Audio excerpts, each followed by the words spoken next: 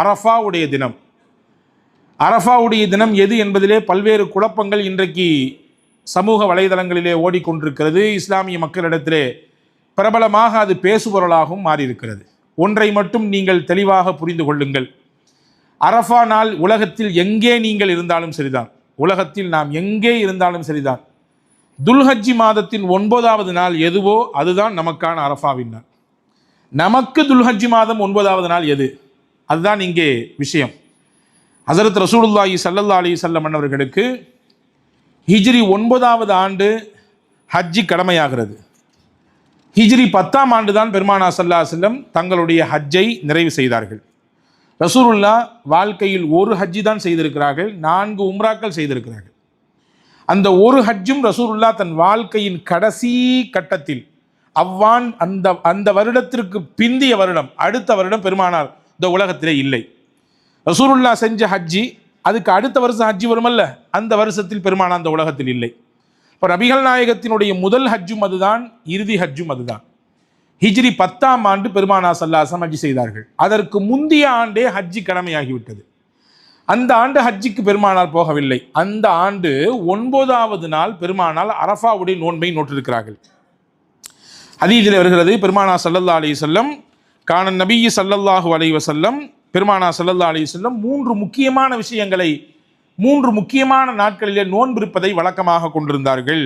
அதிலே ஒன்று யசூமு திஸ்அ தில்ஹிஜ்ஜா, துல்ஹஜ்ஜி மாதத்தின் 9வது நாள் நோன்பிருந்தார்கள். வ யௌம ஆஷூரா, முஹர்ரம் மாதத்தினுடைய 10வது நாள் நோன்பிருந்தார்கள். வ ஸலாஸத ஐயாமி மின் குல்லி ஷஹர், ஒவ்வொரு மாதமும் 3 நாட்கள் நோன்பிருப்பார்கள். 13, 14, 15 பிறை கணக்கிலே இந்த 3 நாட்களும் ரசூலுல்லாஹ் நோன்பிருப்பார்கள் என்று ஹஸரத் ரசூலுல்லாஹ்வை பற்றி சஹாபாக்கள் சொல்லக்கூடிய இந்த ஹதீஸ் அபூதாவூத் என்கின்ற நூல் கிரந்தத்திலே பதிவாகி இருக்கிறது. இப்போ ரசூலுல்லாஹ்வினுடைய வழக்கம் என்னவென்றால், நபிகள் இருந்த அந்த ஒரு ஆண்டு துல்ஹஜ்ஜி மாதத்தின் 9வது நாள் நோன்பிருந்தார்கள். அப்போ நமக்கும் அதுதான் கணக்கு. துல்ஹஜ்ஜின் 9வது நாள் நாம் நோன்பிருப்பது ஒரு சுன்னத்தான விஷயம். அரஃபா நாள் என்பது அந்த 9வது நாள் தான். அல் குர்ஆனிலே மிகவும் முக்கியத்துவம் வாய்ந்த வசனங்களில் ஒன்றாக பார்க்கப்படுகிற அல் யௌம அக்மல்து லக்கும் தீனக்கும் வ அத்மம்து அலைக்கும் நிஅமதி வ ரலீது லக்குமுல் இஸ்லாம தீனா, இன்றைய நாள் உங்களுக்கு இந்த மார்க்கத்தை நாம் சம்பூரணப்படுத்திவிட்டோம், என்னுடைய அருளை, என்னுடைய அருள் கொடைகளை உங்கள் மீது நாம் பரிபூர்ணமாக்கிவிட்டோம், உங்களுக்கு நேர்வழி காட்டக்கூடிய மார்க்கமாக, தீனாக இஸ்லாத்தை நான் பொருந்தி கொண்டேன் என்று சொல்லக்கூடிய அல்லாஹுவின் வார்த்தை இறங்கிய நாள் அந்த அரஃபாவுடைய நாள் தான். அரஃபாவுடைய நாளை பற்றி ஹஸரத் சய்யிதத்துனா ஆயிஷா ரலியல்லாஹு தஆலா அன்ஹா அவர்கள் சொல்கிறார்கள், ஹதீதுகளிலே வந்திருக்கிறது, பெருமானார் ஸல்லல்லாஹு அலைஹி வஸல்லம் சொன்னார்கள், மாமின் யௌமின் அக்ஸர மின் ஐ யஅதிகல்லாஹு ஃபீஹி அப்தம் மினன் நாரி மின் யௌமி அரஃபா, அரஃபாவுடைய நாளிலே அல்லாஹு தாலா நரகத்திலிருந்து எக்கச்சக்கமான மக்களுக்கு விடுதலை கொடுக்கிறான். அது மட்டுமல்ல, அந்த அரஃபாவுடைய நாளிலே அல்லாஹ் மலக்குகளை தன்னோடு நெருக்கி கொண்டு அவர்களிடத்திலே மனிதர்களை பற்றி, அந்த அரஃபா நாளிலே செய்யப்படக்கூடிய நல்லமல் செய்யக்கூடிய அந்த மனிதர்களை பற்றி பெருமையோடு பேசுகிறான் என்று நபிகள் நாயகம் ஸல்லல்லாஹு அலைஹி வஸல்லம் சொல்லி தந்த ஹதீதை நாம் பார்க்கிறோம் ஹஸரத் ஆயிஷா ரலியல்லாஹு தஆலா அன்ஹா அவர்கள் வாயிலாக. இப்போ அல்லாவிற்கு மிகவும் பிடித்தமான நாளாக துல்ஹஜ்ஜி மாதத்தினுடைய 9வது நாள் அரஃபாவுடைய தினம் இருக்கிறது. எனவேதான் எந்த நாள் துவா செய்தாலும் அல்லாஹ் ஏற்றுக்கொள்வான். பெருமானார் ஸல்லல்லாஹு அலைஹி வஸல்லம் துவா செய்வதற்கு மிகவும் தகுதியான நாள் எது தெரியுமா? ரொம்ப சிறப்பிற்குரிய நாள் என்னவென்றால் அரஃபாவுடைய நாள் என்று அடையாளப்படுத்தினார்கள் பெருமானார். திர்மிதி ஷரீஃபிலே ஒரு ஹதீஸ் வந்திருக்கிறது. நபிகள் நாயகம் ஸல்லல்லாஹு அலைஹி வஸல்லம் சொன்னார்கள், ஹைரு துஆஇ துஆஉ யௌமி அரஃபா, துஆக்களிலேயே சிறந்த நாள், துஆ செய்வதற்கு மிகவும் தகுதிமிக்க நாள், மிகவும் சரியான நாளாக நான் எதை கருதுகிறேன் என்றால் அரஃபாவுடைய நாளை கருதுகிறேன். அரஃபாவுடைய நாளில் கேட்கக்கூடிய துஆவுக்கு அல்லாஹ்விடத்தில் மிகுந்த வலிமை இருக்கிறது, அல்லாஹ் அதை ஏற்றுக்கொள்வதற்கு மிக நெருங்கி வந்திருக்கிறான் என்று சொல்லிட்டு, நானும் எனக்கு முன்னால் இருந்த நபிமார்களும் ஓதிய துஆக்களிலேயே சிறந்த துஆ என்று ரசூலுல்லாஹி ஸல்லல்லாஹு அலைஹி வஸல்லம் லா இலாஹ இல்லல்லாஹு வஹ்தஹு லா ஷரீக லஹு லஹுல் முல்கு வலஹுல் ஹம்த் யுஹ்யி வ யுமீத் வஹுவ அலா குல்லி ஷைஇன் கதீர், இந்த துஆவை அதிகம் அதிகம் அரஃபாவுடைய நாளிலே ஓதிக்கொள்ளுங்கள் என்பதை பெருமானார் ஸல்லல்லாஹு அலைஹி வஸல்லம் அவர்கள் நமக்கு சொல்லித் தருகிறார்கள். இந்த ஹதீஸிலிருந்து நாம் தெரிய வேண்டிய விஷயம், அரஃபாவுடைய நாள் என்பது அல்லாஹ்விடத்தில் எவ்வளவு மேன்மையானது என்றால், அடியார்கள் கேட்கக்கூடிய துவாவுக்கெல்லாம் பதில் கொடுக்கக்கூடிய நாளாக அந்த அரஃபா நாள் இருக்கிறது. காரணம் என்னவென்றால், அரஃபாவுடைய நாளிலே ஷைத்தானுக்கு மிகப்பெரிய கேவலம் ஏற்படுகிறது, அவமானம் ஏற்படுகிறது, தலைக்குனிவு ஏற்படுகிறது. ஷைத்தான் ஏன் தலை குனிந்து போகிறான்? எதற்கு அந்த அவமானத்தை ஷைத்தான் சந்திக்கிறான்? இரண்டு விஷயத்தை அந்த அரஃபா நாளிலே அவன் பார்க்கிறான். அரஃபாவுடைய நாளை 10ஓடு 11 அத்தோடு இது ஒன்று என்று கடந்து விடக்கூடாது. ஷைத்தானை அவமானப்படுத்தக்கூடிய நாளாக அரஃபா இருக்கிறது. ஷைத்தானுக்கு தலை குனிவையும் மிகப்பெரிய மன உளைச்சலையும் தரக்கூடிய நாளாக அரஃபாவுடைய நாள் இருக்கிறது. ஏன்னா ரெண்டு விஷயத்தை ஷைத்தான் பார்க்கிறான். அன்றைய தினம் அடியார்களின் மீது எல்லாம் வல்ல அல்லாஹ் இறக்கக்கூடிய அந்த அருளை பார்க்கிறான். எவ்வளவு அருளை இறக்குகிறான் இறைவன் இந்த நாளிலே. இதை கண்டு அவன் மனம் வெம்புகிறது, ஒரு விதமான நெருக்கடிக்கு அவன் உள்ளாகிறான்.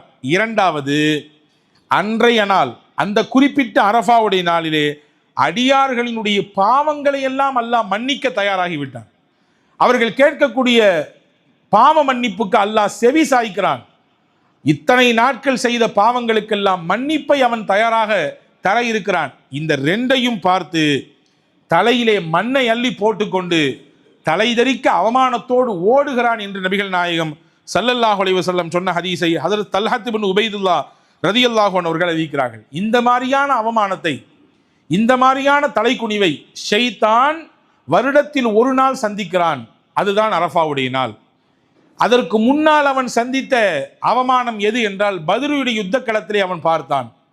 பத்ர் யுத்த களத்திலே ஜிப்ரீலை கொண்டு, மலக்குமார்களை கொண்டு அல்லாஹ் முஸ்லிம்களுக்கு உதவி செய்தான். பெருங்கொண்ட கூட்டத்தை, சிறிய படையை வைத்து அல்லாஹ் தோற்கடித்தான். அல்லாஹுவின் உதவி மலக்குமார்களின் வழியாக கிடைத்தது. அதை கண்டு வெதும்பி ரொம்பவும் சங்கடப்பட்டு தலையிலே மண்ணை தூக்கி போட்டு கொண்டு ஓடினான் என்று நபிகள் நாயகம் ஸல்லல்லாஹு அலைஹி வஸல்லம் சொன்னார்கள். அந்த பத்ர் நாளுக்கு பிறகு வருடா வருடம் இந்த அரஃபாவுடைய நாளிலே அவன் மிகப்பெரிய இழிவையும் அவமானத்தையும் சந்திக்கிறான் என்று நபிகள் பெருமானார் ஸல்லல்லாஹு அலைஹி வஸல்லம் சொல்லித்தார்கள். எனவே அரஃபாவுடைய நாள் முக்கியத்துவம் பெறுகிறது. ஷைத்தானுக்கு அவமானத்தை தரக்கூடிய நாள், ஷைத்தானுக்கு தலைக்குனிவை ஏற்படுத்தக்கூடிய நாள், அல்லாஹ் தன்னுடைய அருள் மலையை கொட்டக்கூடிய நாள், அல்லாஹ் அடியார்கள் செய்த பாவங்களுக்கெல்லாம் மன்னிப்பை பொதுவாக தரக்கூடிய நாள். நபிகள் பெருமானார் ஸல்லல்லாஹு அலைஹி வஸல்லம் இதையெல்லாம் கருத்தில் கொண்டுதான் அரஃபாவுடைய நாளிலே நோன்பிருங்கள் என்று கற்றுத்தந்தார்கள். அரஃபாவுடைய நாளிலே நோன்பிருங்கள். ஹஜ்ஜிக்கு சென்ற ஹாஜிகள் நோன்பிருக்க வேண்டாம். ஹஜ்ஜிக்கு செல்லாமல் ஊரிலே இருக்கக்கூடியவர்கள், ஹஜ்ஜிக்கு செல்லாமல் ஊரிலே நாடுகளிலே வசிக்கக்கூடியவர்கள் அரஃபாவுடைய நாளை நீங்கள் தவற விட்டு விடாதீர்கள், நோன்பிருங்கள் என்றார்கள். சஹாபாக்கள் போய் கேட்குறாங்க. முஸ்லிம் ஷரீஃபில் இந்த ஹதீஸ் வருகிறது. சுஇல ரசூலுல்லாஹி ஸல்லல்லாஹு அலைஹி வஸல்லம் அன் ஸௌமி யௌமி அரஃபத. அரஃபாவுடைய நோன்பை பற்றி ரசூலுல்லாஹ்விடத்திலே கேட்கப்பட்டது. ரசூலுல்லாஹ் சொன்னார்கள், யுகஃபிரு ஸனத்தல் மாதியா வஸ் ஸனத்தல் காபிலா. ஈராண்டுகளுக்கான மன்னிப்பை அந்த ஒரு நோன்பு பெற்றுத்தரும். கடந்துவிட்ட ஒரு வருடம், பின்னால் வரக்கூடிய ஒரு வருடம், இந்த வருடங்களிலே நடைபெறுகிற பாவங்களுக்கான மன்னிப்பாக, பிராய்ச்சித்தமாக அல்லாஹ் இந்த அரஃபாவுடைய நோன்பை வைத்திருக்கிறான் என்று நபிகள் பெருமானார் ஸல்லல்லாஹு அலைஹி வஸல்லம் அவர்கள் நமக்கு கற்றுத்தருகிறார்கள். ஆக முதல் விஷயமாக உங்கள் கவனத்திலே நான் வைப்பது, அரஃபாவுடைய நோன்பை குடும்பத்துடன் நோக்க வேண்டும். அரஃபாவுடைய நாளிலே போதிய அளவுக்கு அல்லாஹ்விடத்திலே பாவ மன்னிப்பு தேட வேண்டும். அரஃபாவுடைய நாளிலே அல்லாஹ்விடத்தில் கண்ணீர் விட்டு தௌபா செய்ய வேண்டும். அரஃபாவுடைய நாளிலே அல்லாஹுவின் சன்னிதானத்திலே அதிகமாக துவா செய்ய வேண்டும். அரஃபாவுடைய நாளிலே எந்த நல்ல காரியங்களை உங்களால் அதிகப்படுத்த முடியுமோ இதை என்னால் அதிகரித்து செய்ய முடியும். என்னால் குர்ஆனை அதிகம் ஓத முடியும், என்னால் திக்ர் அதிகம் செய்ய முடியும், என்னால் இந்த நாளிலே பிரத்யேகமாக யாருக்காவது உதவி செய்ய முடியும், யாருக்காவது தான தர்மங்கள் செய்ய முடியும் என்றிருந்தால் கூடுதலாக அந்த அமலை செய்துவிட்டு எல்லாம் வல்ல அல்லாஹ்விடத்திலே அந்த அரஃபாவுடைய நாளினுடைய இறுதி கட்டமாக இருக்கிற நோன்பு திறக்கிற நேரத்திலே முக்கியமாக அல்லாஹ்விடத்திலே துவா செய்ய நாம் கடமைப்பட்டிருக்கிறோம். எனவே அரஃபாவுடைய நோன்பு என்பது மகத்தானது. வருடத்தில் ஒரு நாள் கிடைத்தாலும் ஈராண்டுகளுக்கான பாவ மன்னிப்பை பெற்றுத் தருகிற ஒரு மகத்தான நாளாக அந்த அரஃபாவுடைய நாள் இருக்கிறது. எனவேதான் நபிகள் பெருமானார் ஸல்லல்லாஹு அலைஹி வஸல்லம் சொன்னார்கள், ஹஜ் என்றால் என்ன, அரஃபாவில் தங்குவதுதான் ஹஜ் என்றார்கள். ஹாஜிகளுக்கு ஹஜ் என்றால் என்ன? 40 நாள் அங்கே இருக்கிறார்களே, 38 நாட்கள் இருக்கிறார்களே, 45 நாட்கள் இருக்கிறார்களே, அதுவெல்லாம் ஹஜ்ஜினுடைய கால அளவு அல்ல. ஹஜ்ஜின் காலம் என்பது அந்த குறிப்பிட்ட 5 நாட்கள் தான். 8வது பிறையிலிருந்து துவங்கி 12வது பிறை வரை, தேவைப்பட்டால் 13வது பிறை. துல்ஹஜ் மாதத்தினுடைய 8வது பிறையில் துவங்கி 12வது நாளினுடைய அசரோடு அல்லது 13வது நாளுடைய அசரோடு முடிந்து விடுகிறது. அதுதான் ஹஜ்ஜுடைய நாள். அந்த 5 நாட்களிலும் ரொம்பவும் முக்கியத்துவம் வாய்ந்த நாள் எதுவென்றால் அரஃபாவுடைய நாள், 9வது பிறை. அந்த 9வது பிறையில் தான் ஒட்டு மொத்த ஹாஜிகளும் அந்த அரஃபா மைதானத்திலே தங்குவார்கள், இறங்குவார்கள். அந்த நாளில் தான் நபிகள் பெருமானார் சொன்ன ஒரு ஹதீஸை உங்களுக்கு நினைவுபடுத்துகிறேன்.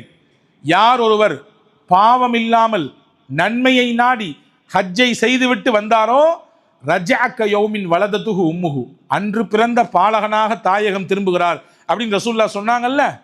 அந்த அன்று பிறந்த பாலகனாக மாற்றக்கூடிய இடம் அரஃபா தான். அந்த நாளில் தான் அல்லாஹு தாலா அங்கே வந்திருக்கக்கூடிய ஒட்டுமொத்த ஹாஜிகளுடைய பாவத்தையும் மன்னிப்பான். இமாம் கஸ்ஸாலி ரஹ்மத்துல்லாஹி எழுதுறாங்க, அந்த அரஃபாவுடைய நாளில் ஒருத்தர் நினைக்கிறாரு, அரஃபால போய் உட்கார்ந்துட்டு நான் எம்புட்டு பாவம் பண்ணியிருக்கேன் தெரியுமா, நான் எவ்வளவு தப்பு பண்ணியிருக்கேன் தெரியுமா, எவ்வளவு மோசடி என்னுடைய வாழ்க்கையில் நடந்து போச்சு தெரியுங்களா, என்னையெல்லாம் அல்லாஹ் மன்னிப்பானா அப்படின்னு ஒரு கேள்விக்கணையோடு அரஃபாவிலே இருந்தால் அவரை விட பெரிய பாவி வேற யாரும் இல்லை. அவ பாவம் பண்ணது பெருசு இல்லைங்க, என் பாவத்தை அல்லாஹ் மன்னிப்பானா அந்த இடத்துல அப்படின்னு நினைச்சாருன்னா, அருமை ஹஜ்ரத் இமாம் கஸ்ஸாலி சொல்கிறார்கள், அவரை விட பெரிய பாவி யாரும் இல்லை. காரணம், ஒட்டுமொத்தமாக ஹோல்சலாக மன்னிப்பை தருகிற இடம் அது. அரஃபா மைதானம் என்பது ஒட்டுமொத்தமாக எல்லாருக்கும் பாவ மன்னிப்பை வழங்கக்கூடிய இடம் அது. இந்த இடத்துல வந்து உட்கார்ந்து என் பாவத்தை அல்லாஹ் மன்னிப்பானா, நான் அவ்வளோ காலம் செஞ்சிருக்கேனே, இவ்வளோ அதிகமாக செஞ்சிருக்கேனே என்று நினைப்பதே தவறு. அப்படி எண்ணப்பாடு வருவதே தவறு என்பதை ஹஜ்ரத் இமாம் கஸ்ஸாலி ரஹ்மத்துல்லாஹி சொல்றாங்க. எனவே அன்பான சகோதரர்களே, நாம் நியத் வைக்க வேண்டும், அந்த அரஃபாவில் போய் உட்கார்ந்து அல்லாஹ்விடத்திலே பாவ மன்னிப்பு தேட வேண்டும், அந்த அரஃபாவில் இருந்து தேட வேண்டும். அல்லாஹ் அதற்கு அடுத்தடுத்த ஆண்டுகளில் நமக்கு தௌஃபீக் செய்வான். இவ்வாண்டு இந்த வருடத்தினுடைய இந்த துல்ஹஜ்ஜிலே நமக்கு கிடைக்க இருக்கக்கூடிய அரஃபாவுடைய நாளை, 9வது நாளை நோன்பிருந்து நல் வணக்க வழிபாடுகள் செய்து அல்லாஹ்விடத்தில் அதிகமாக தௌபா இஸ்திக்பார்கள் செய்து பாவ மன்னிப்பு கேட்டு துஆ செய்து அந்த நாளை பயனுள்ளதாக ஆக்கிக் கொள்ள வேண்டும்.